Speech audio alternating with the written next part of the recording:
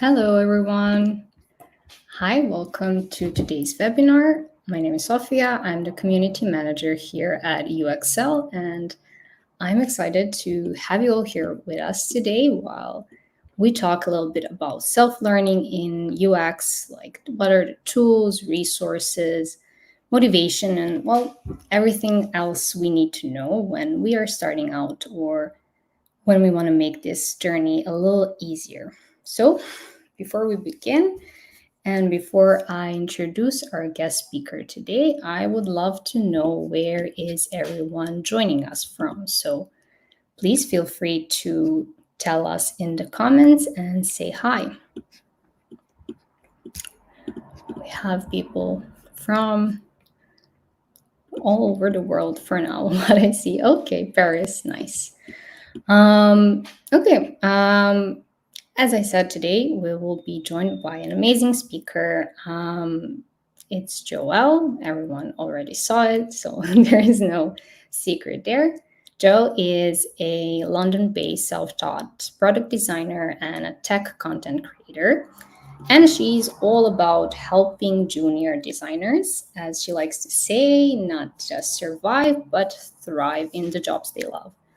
And if you follow her, you know that her advice is straight to the point, practical, and most of all, honest, which we love. And that's why I'm super excited to have her with us. And what's really interesting about Joelle and what I would love for you guys to know is that she didn't start in UX. Her background is actually in sociology and marketing. Then she went on to self teach herself and self learn UX, and now she is a really great product designer. And I am sure that with her experience in fintech and health tech, she has a lot to share. And I am excited to hear what she has to say today, and I hope you are as well. So before we jump in, one little note is that we want this webinar to be interactive and like a two-way conversation, though we cannot hear everyone. So if you have any of your advice on the topics we're talking about, or if you have any questions for Joelle, feel free to just pop them in the comments, and we will have 15-minute Q&A session at the end of the webinar for us to answer the questions. So without further ado, please join me in welcoming Joelle. Hey, hi everyone. Thank you for coming. We're excited to have you here. Thank you for taking the time to join us today. First of all, did I cover everything? Is there anything else you would love to say about yourself? No, I think that covers everything. Yeah, that's all good. I'm just really excited to share more about my background and hopefully help out some of you who are also looking to go the self-taught path in whatever the form that looks like for you. So yeah. Awesome. So first things first, I would love to hear your story, and especially with your background and that is not UX related. I'm curious to hear what got you interested in UX and why did you decide to transition? Yeah, so great question. My background, like you mentioned, is in sociology and marketing. I studied sociology for uni at the Uni of Bath, and then I did some marketing jobs, did a marketing internship. So yeah, I've always been creative. Like I did art in school. For those of you in the UK or follow the UK system, we did A levels. So I did that for A level. I really actually wanted to pursue art at uni and go to like Central St. Martin's in London. That was my initial dream. I wanted to study art, right? But studying it, I'm sure you guys know, studying something kills your love for it because it just makes you burn out, right? It just forces you to do it and you don't want to do it. So I decided to pursue sociology in my studies because it's just really interesting to me how people work, how society has formed, all the all the different routines and rituals that people go through, school, education, how does that impact your trajectory in life, all that stuff.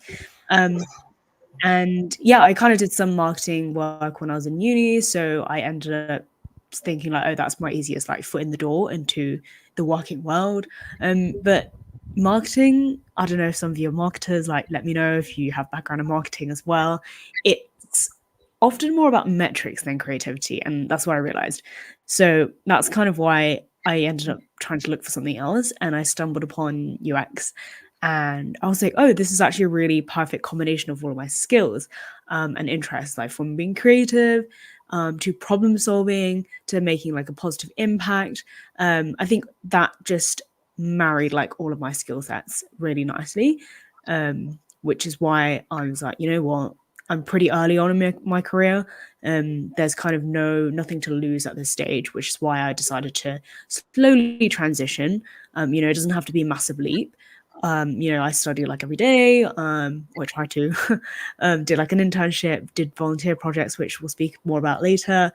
Um, so yeah, that's kind of how I ended up transitioning to UX. Yeah. So it married all your interests and loves. So makes sense. And here is Joelle in uni. This is your graduation photo, right? Yes, it was. I don't know if anyone's visited Bath before.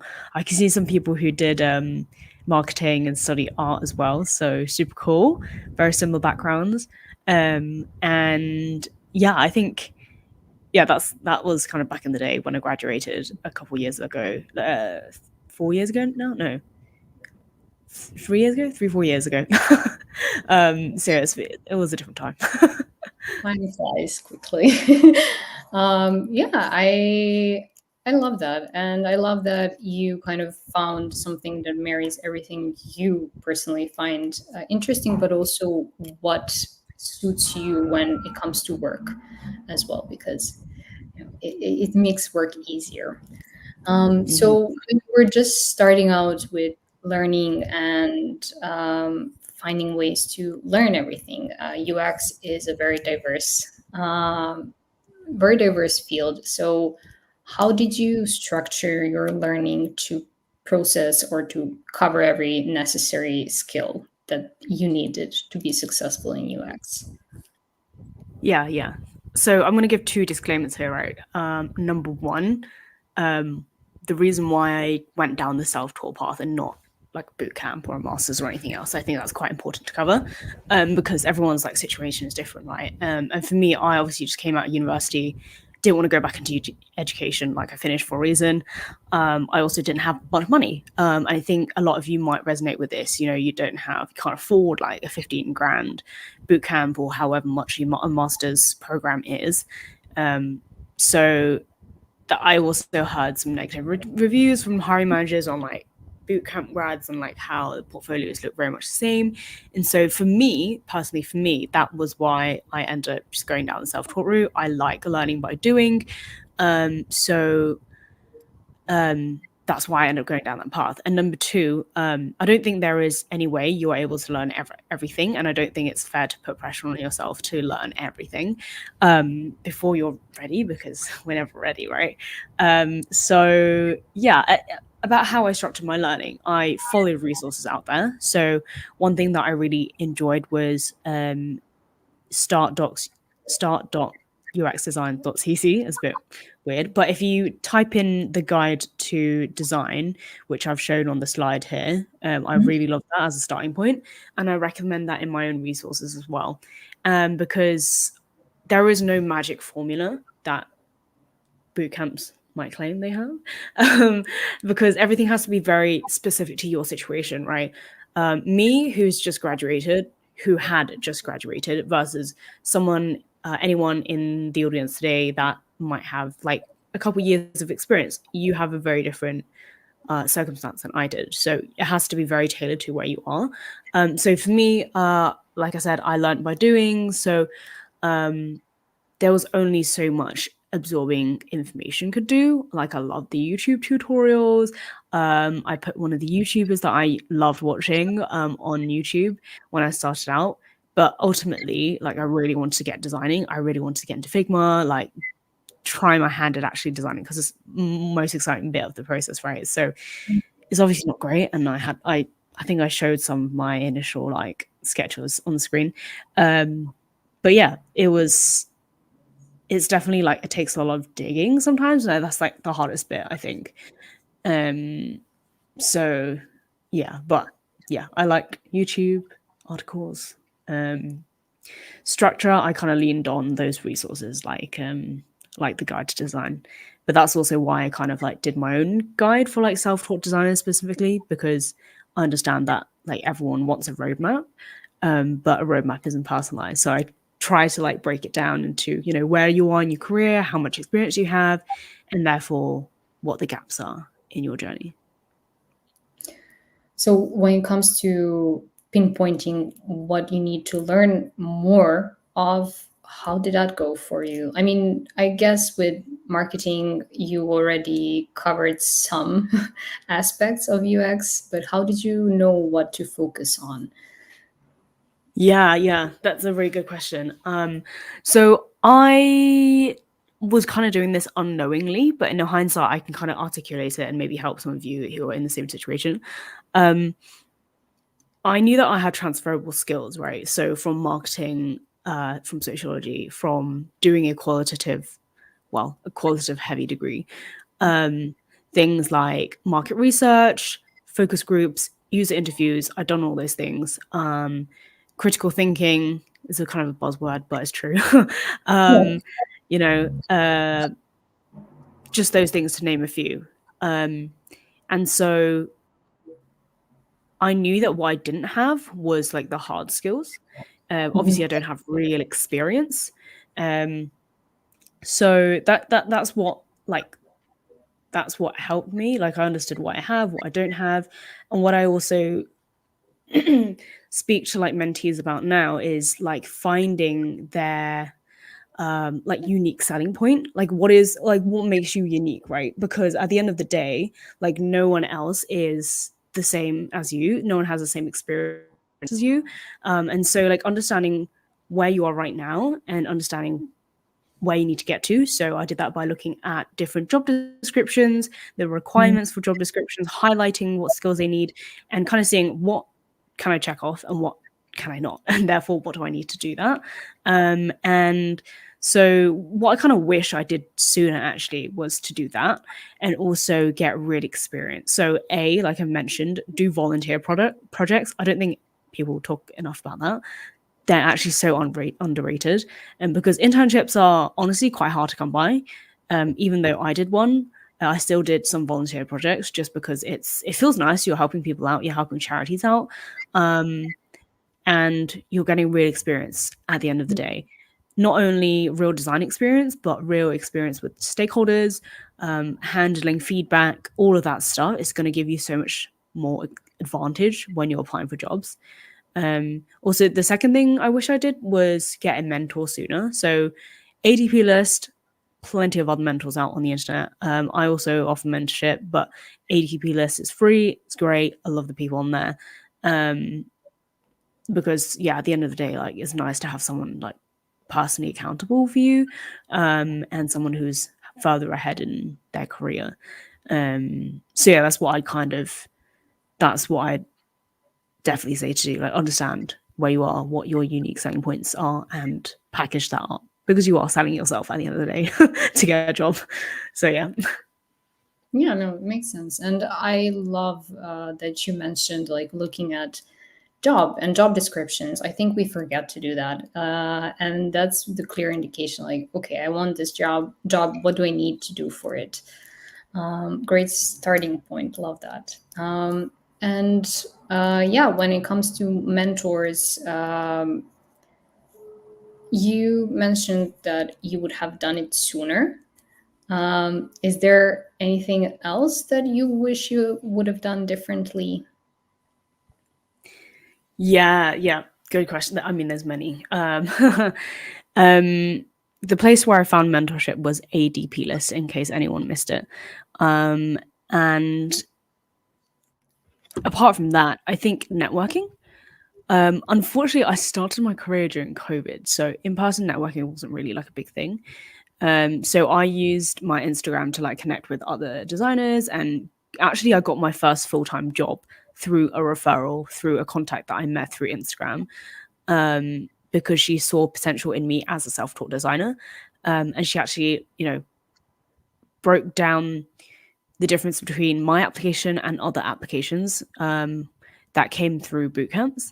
And so actually, I think hiring managers see being self-taught as a brownie point almost, because you have had to jump through so many hoops that people who have been quote unquote spoon-fed information haven't had to do. Not that taking a course is bad, but people will infer certain traits because you are self-taught.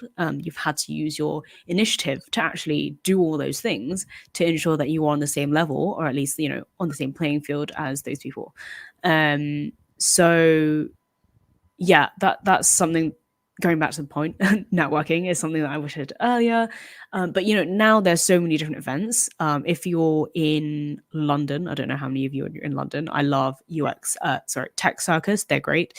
There's also like UX ladies. There's the ADP list chapter in London. There's a lot of different groups, and if you don't find any, like start one.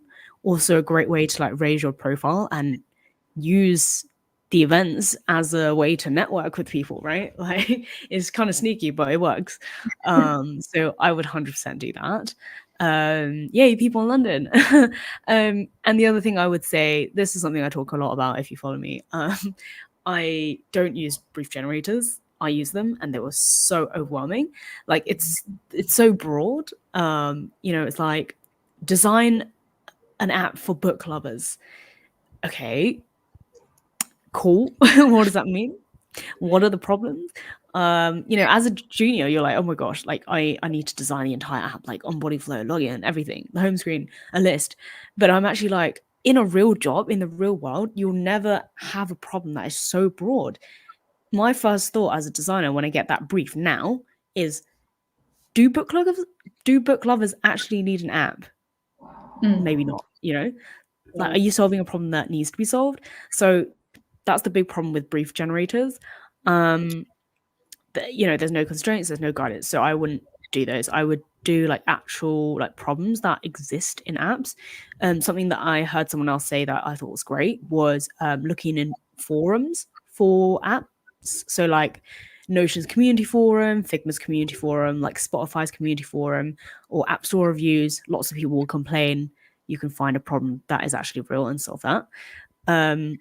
Or I also have UX challenges in my community, which have been really fun to do as well. Even better, just do a volunteer project because it's like completely real, obviously. The sites that I enjoy getting the project from are UX Rescue and Catch a Fire. I don't know if there's any way that I can like share these resources afterwards, but I'm sure they'll be like sending one of these around. So yeah, those are the things that I kind of wish I did before. I would love to hear more about like how do you get a volunteer project in the first place, but we'll get to that. You mentioned a lot of steps here in the learning phase, and I know even for myself, whenever I'm starting to learn a new skill, it gets demotivating when you're not immediately great at it, right? Yes. So how do you stay motivated during that learning phase? Yeah, it's hard. There are still days now that I feel unmotivated, but especially when you're learning yourself, there's no one to keep you accountable. There's no deadline really. That I think that's the hard part. So number one, I said, get a mentor. Like that's the easiest way. And also, like motivation isn't guaranteed. You need to know your why, like why are you doing this, because there are a million of other ways to get into UX. Like why are you self-teaching? Don't just do it for the money, especially UX design. I think a lot of people say like, oh, it's an easy way to get money, like it's an easy way to get like earn like 10K months. Like I'm really sorry, it's not easy. It's really sorry to tell you that. And so you have to really understand like why are you getting into this career, why are you getting into this path, and just do a little bit each day.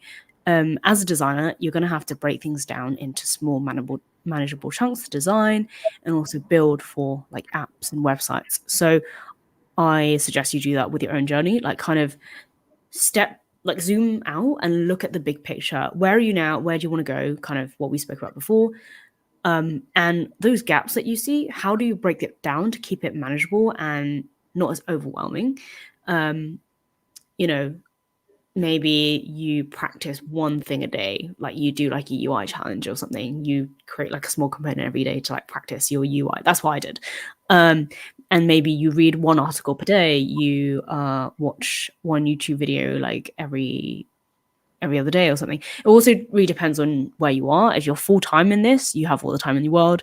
If you're also doing a job, maybe you have less time. So you have to be very intentional about where you use your time. So something that helped me because I was doing this during university. So I was doing my degree and also like teaching myself UX at the same time. What I did was I kind of split my week up. Mm-hmm. So example, Monday, Tuesday, Wednesday is a uni day. Thursday, Friday is like UX day or whatever. Obviously, I might have seminars or lectures to watch in between, but the other free time is for learning. So you could kind of take that concept. You might have less time, but that's okay. You have to be very realistic with yourself if you have less time and how much you can do. So yeah, that's kind of how I'd recommend to break it down. Okay, breaking down into smaller digestible pieces, right? Yeah. And I love that you mentioned like we have to be really realistic about our time here. It's not the same if you are in uni or if you are working a full-time job or part-time job. It all is gonna be different. So love that. Thank you.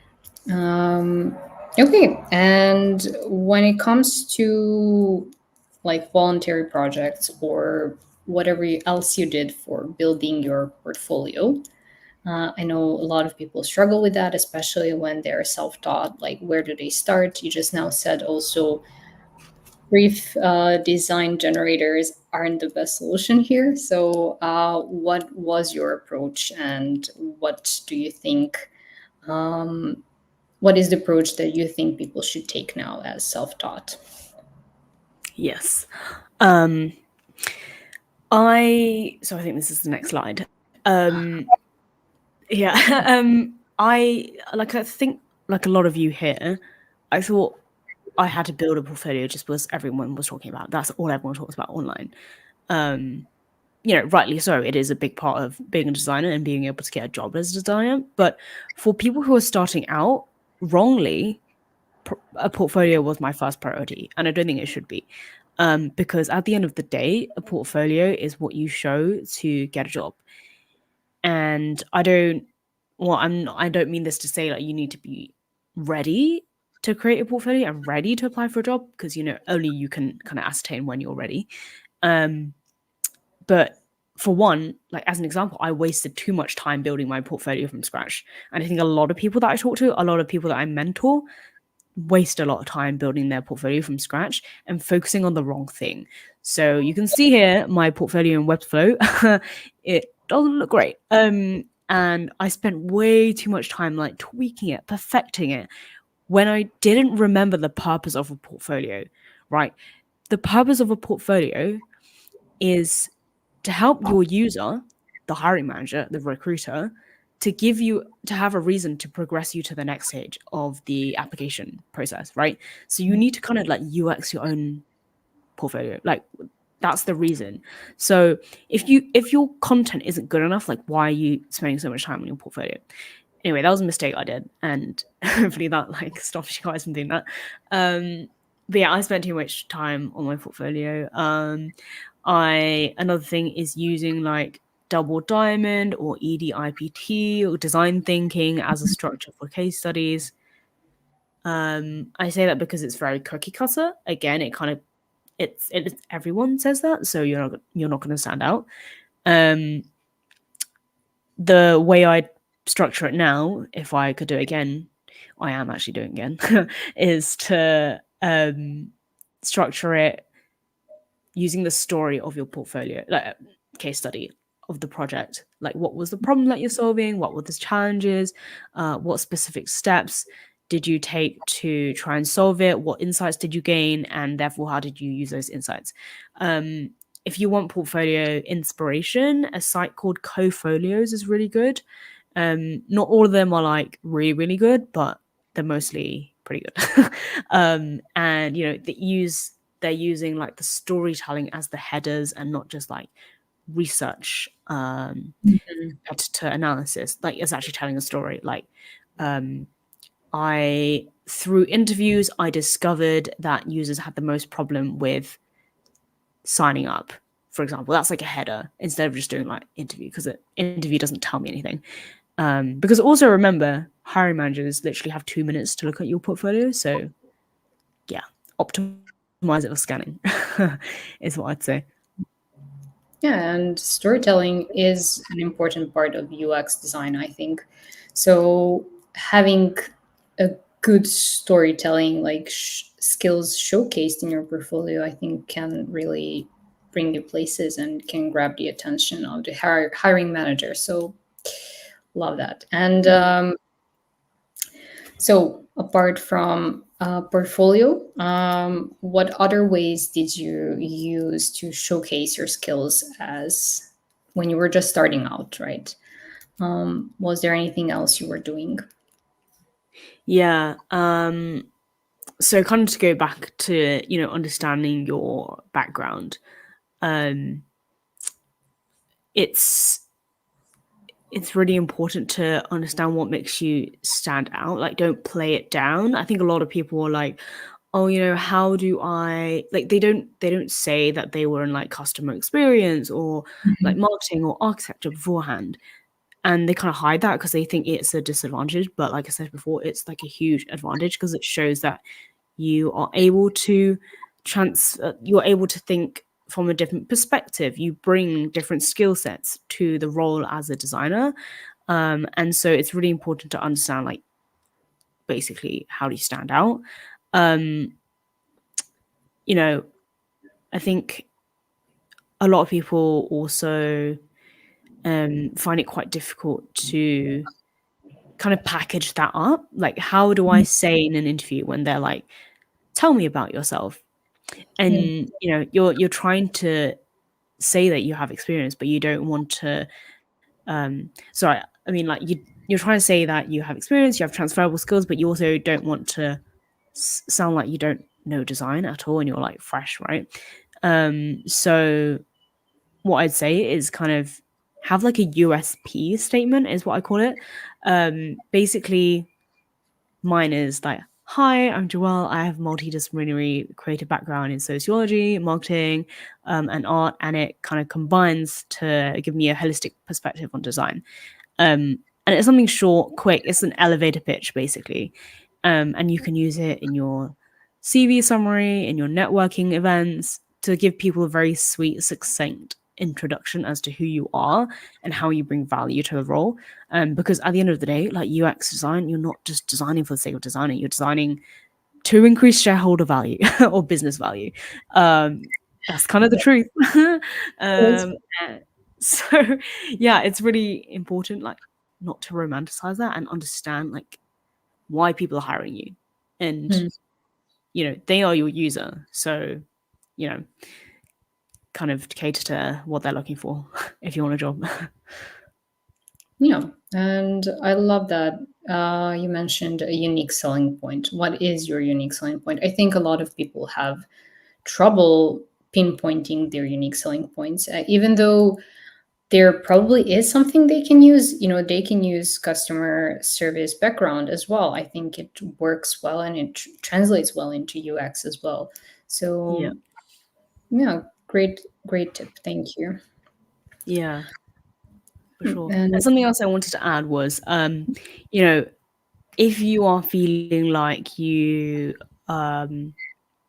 maybe you have like inadequate experience, or you don't have, yeah, enough experience, like, kind of ask yourself, okay, what experience do you have already? Because a lot of the times when I speak to people that I mentor, we go through like my framework, and at the end they're like, "Oh, actually, I have a lot of relevant experience." It's just it's just recognizing that, and yeah, like we mentioned, I don't know if maybe everyone caught it, but looking through job descriptions is a great way to understand like what companies are looking for.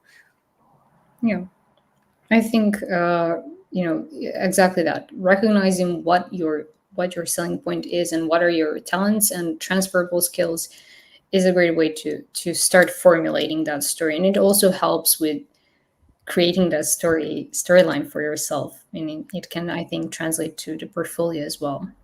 Exactly, 100%. Yeah. That Okay, and so now that we sold ourselves, we probably would go into the networking. So, knowing people, you said that you landed your first role actually through networking. So, I would love to hear more about what are your thoughts? How important is a network or a strong network for a UX designer?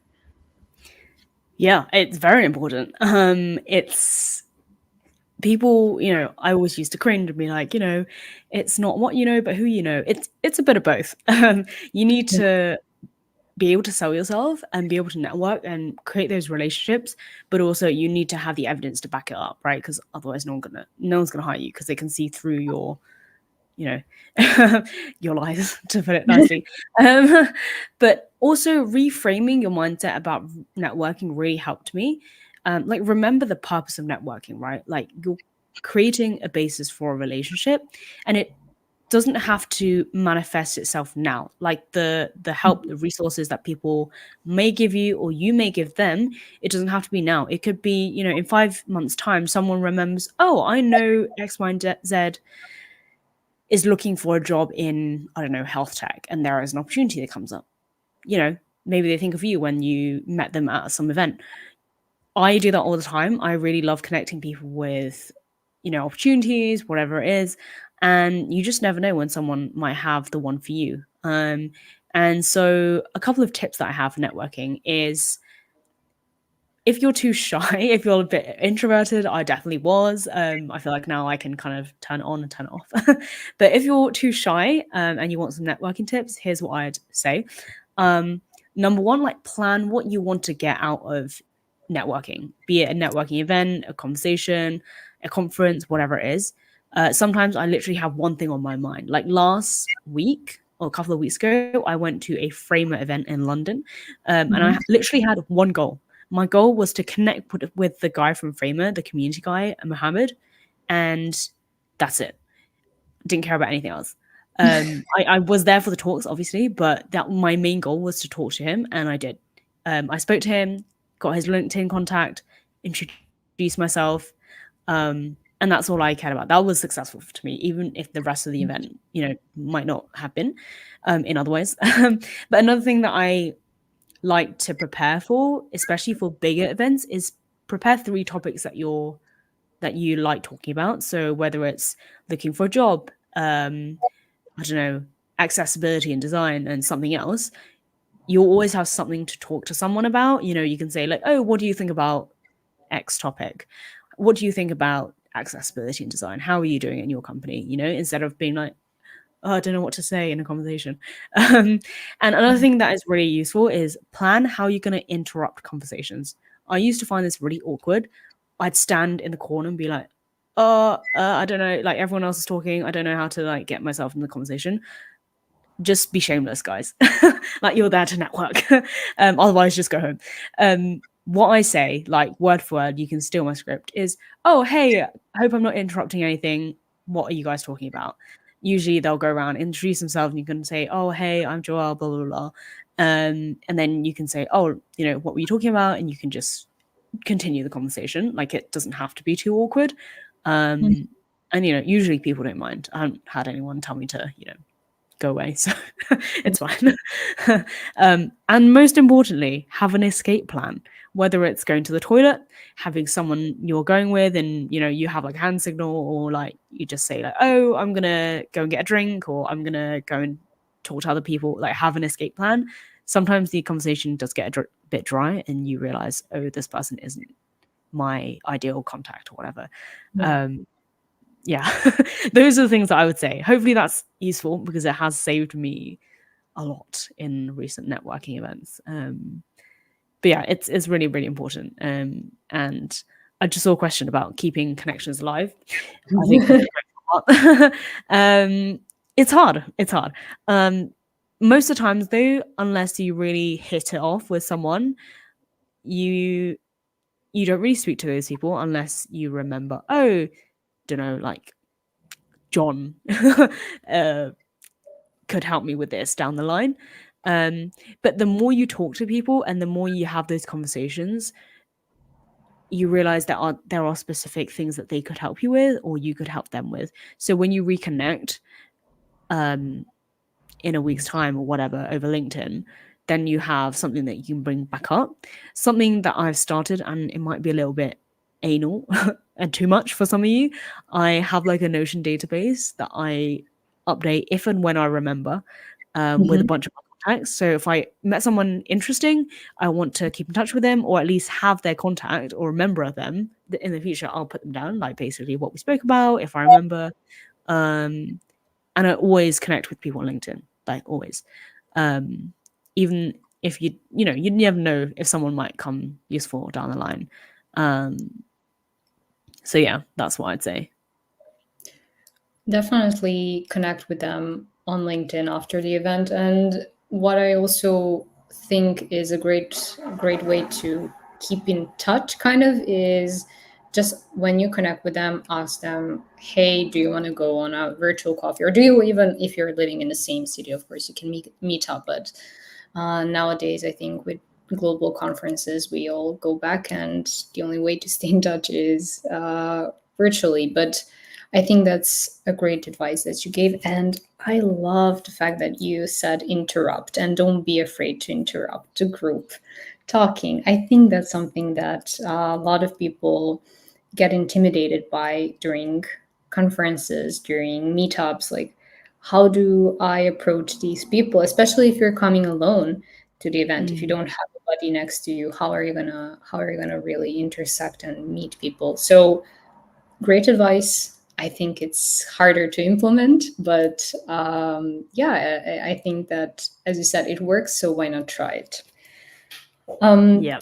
yeah, nice. Thank you. And is there anything else that you think could help in these situations? For example, you mentioned like live events, meetups, or starting your own meetup. I think that's a nice way to go about it. But I think you kind of went ahead and started your own community. So how was that for you? Like, did you also use that as a networking circle for yourself? Yeah, unknowingly, I think. I think looking back, it was a good idea and would recommend. But even if you're not going to do something like as large scale as maybe what I've done and created a community, which I love doing now, and it's kind of part of my job.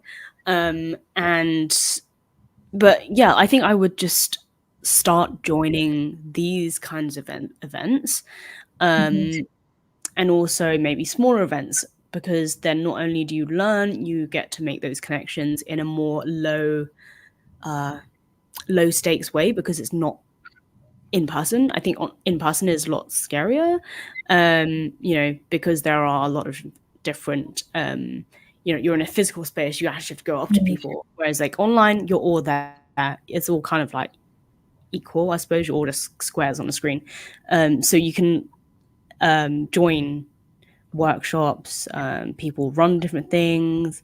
I run a lot of like free webinars for my Discord community with different guests. So you can learn a lot from different people, or you can just get together with a few other designers and like have a chat. Yeah. Like few like find designers in your own country and set up a meeting with them. Like, hey, how's your journey going? Like, just have a little community because if you're not surrounded by other designers doing the same thing, it's quite difficult to keep yourself accountable. And sometimes you need those peer relationships as well as like a mentor relationship, like kind of different, because you're doing quite different things.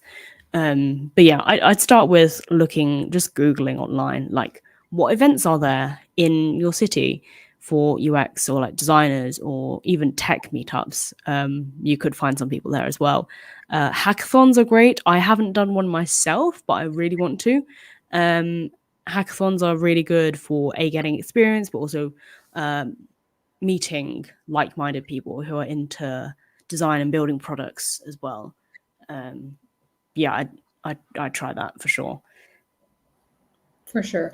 And I think that, starting locally is a great way if there isn't a local group. I know for a fact that here, for example, in Serbia, we don't really have a lot of local meetups and groups for UX. I think online is also a good alternative and to meet people all around the world. And when you said about accountability, it helps when you are surrounded by people who are doing the same thing as you are and who have the same goal. And one of the things we do is, or at least we try to encourage people in the community, in our community, is to use the community to find an accountability buddy. Because if you're both working on the same goal, I think you will be much, much more focused and you will develop more quickly than if you were all on your own. So Yeah, great. yeah, for sure.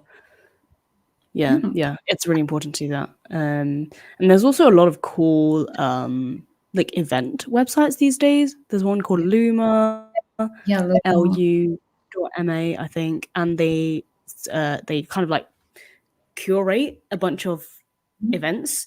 Some of these are online, some of these in person. So that's a great way of finding out. Eventbrite is good as well. Like it's a trusted, it's a oldie but goodie. And yeah, just Google. Sometimes like I also find it difficult to keep up with events. Sometimes like, I just find about them like the week after, or find about them like to find out about them too late, and I'm like I can't make it.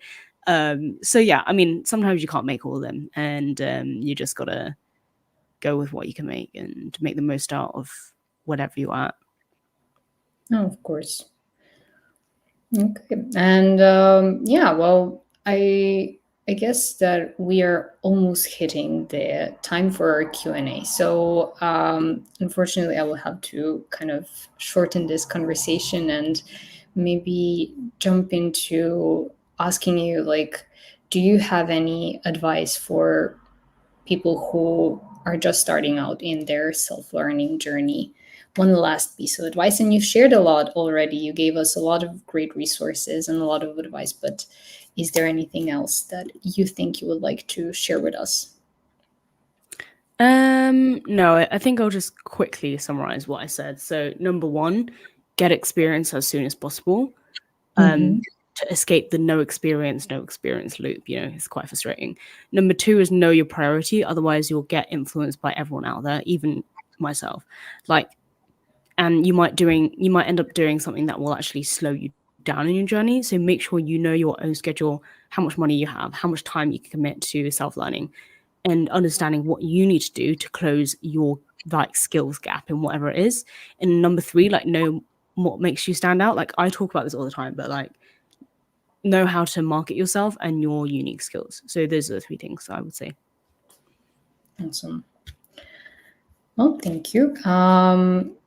We will actually now jump into the Q&A. So if anyone has any questions left or anything that is now popping up in your mind, let us know, and yeah, we will start. Actually, I see a question that I really want to that I would really love to hear your thoughts. So I will pop it right here.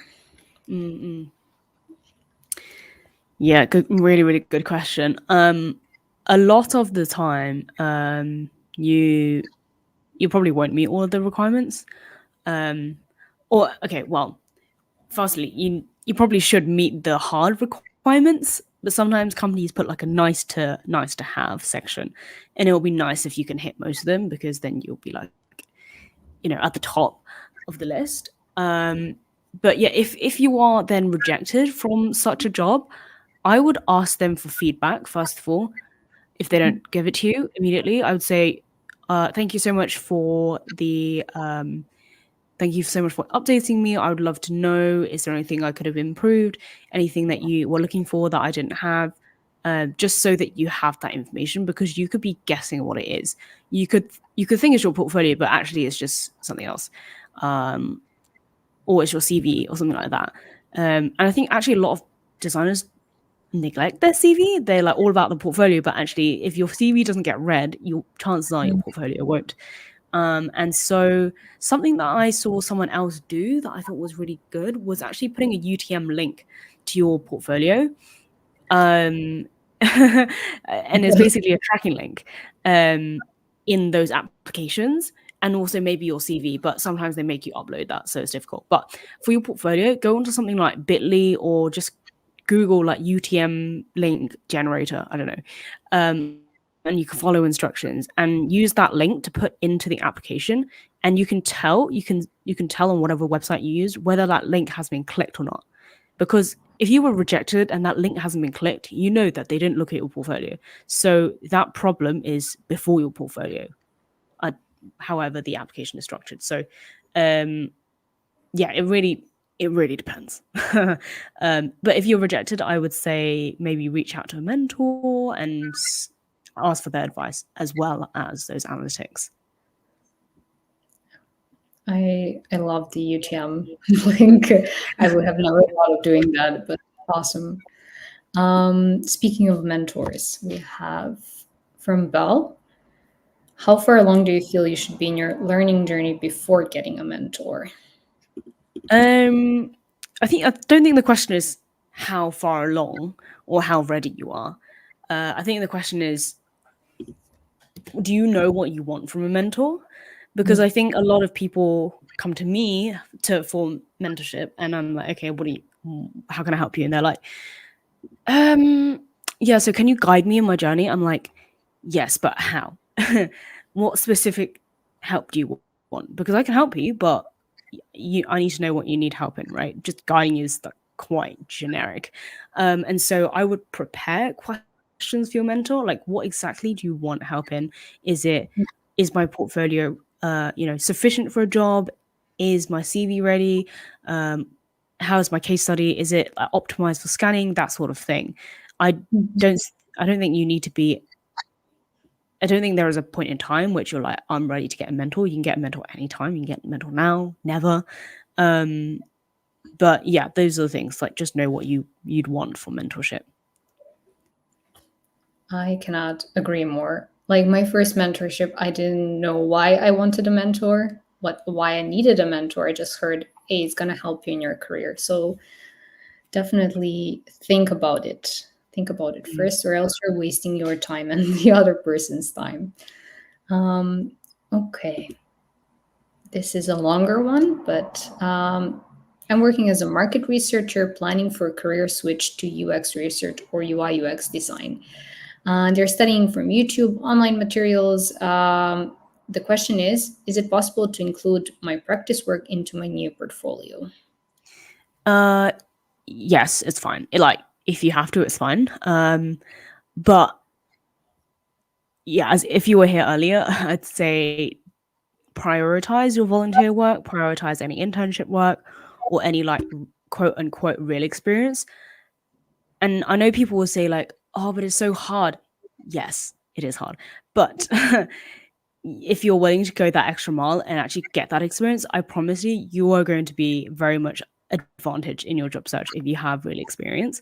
So I would say like push through whatever it is that is kind of like blocking you from getting that real experience. But of course, the first port of call would be like just practice projects, and that's fine. Like make up your own. But at a certain point, you will need real experience. So yes, you can include practice projects, but I would prioritize other stuff. Good. On to the next one. Some of us here may experience inconsistency while studying or learning UI UX design. What is the most effective learning pattern, or maybe your tips and tricks that actually work for beginners? maybe, Yeah. well, what worked for you, right?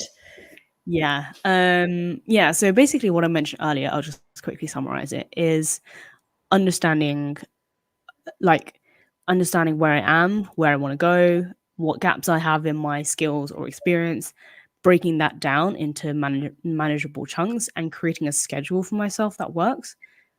So, for example, designating one day as like a learning day, designating another one as like a doing day. So, like, actually, like applying design into like Figma or sketching or something like that. So yeah, to kind of decide what works for you and your time. Awesome. Um, One from LinkedIn. After learning Figma basics and design rules, did you feel ready for experience and working at a beginner level? Uh, no, I don't think you ever feel ready. But I think I got the majority of my experience from an internship. And so I was really fortunate that my senior designer was really good. Well, partly because he didn't have a lot of time. He was the only other designer, so he basically told me to do a lot of stuff, which was really good for me because I gained a lot of experience and I was forced to do a lot of things, which is great as a beginner. But for things like volunteer projects, which are basically freelance projects, but for charities or as a volunteer, so for free, um, I didn't feel ready. I just Googled a bunch of stuff like, how do I do this? How do I do that? And kind of just went along with it. As long as you appear confident, they will have confidence in you. Just be prepared going into meetings and stuff, know what you want out of it, and understand your client's problems. As with anything else, like you have to understand the problem that you're solving. Yeah. And you mentioned already learning by doing, so I think that's a big thing. One interesting question that I think we have time for. So, how do you think you have grown personally in your journey into design career? What were any like limiting beliefs you had to overcome? Yeah. So a couple of things. I think someone else mentioned perfectionism as well, and I think that's something that I had to solve. Um, Something that I try and apply nowadays because, as a bit of context, I recently quit my full time job and I'm freelancing now. So it's quite different. Um, but my mindset now is everything is an experiment. Like if it's not irreversible, if the decision is not irreversible, I'll just kind of let it go, try it out. If it doesn't work, go back. I can always go back and get a full time job tomorrow. Not tomorrow, but you know what I mean. I can apply for jobs tomorrow. um, so like I kind of think of everything as an experiment. Like just track the changes, see what works, lean into what does work, and kind of like discard the rest. That's a very helpful mindset as a designer as well for your designs. Like you work in MVPs, work in small iterations, so you're not wasting time by going all in into like a design that you don't know if it works. So that's something else as well that I had to kind of learn. Awesome. And you mentioned perfectionism, and let me pop that Yeah. up. Um, so perfectionism stalls me, making it hard to complete my portfolio. My writing often feels academic. I can feel that. I resonate. My designs lack the visual impact I envision. So, what advice might you have for overcoming this and moving forward? Yeah.